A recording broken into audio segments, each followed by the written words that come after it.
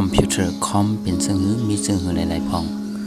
กำปนำเมื่อไรเงี้ยขอความว่าคอมพิวเตอร์คอมในนั้นเดวนหันมันวันนัง personal computer desktop อันนั้นแล็ปท็อปจะในก้อย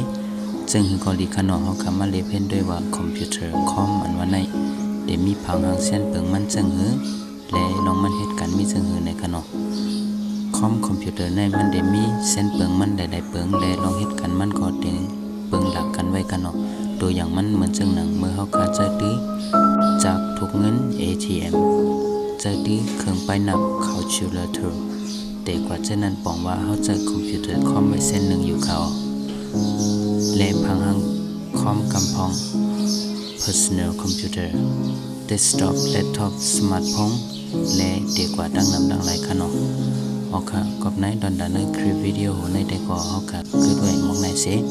สั่งขึ้นฮบทบบันเทิงในตอนนาค่ะ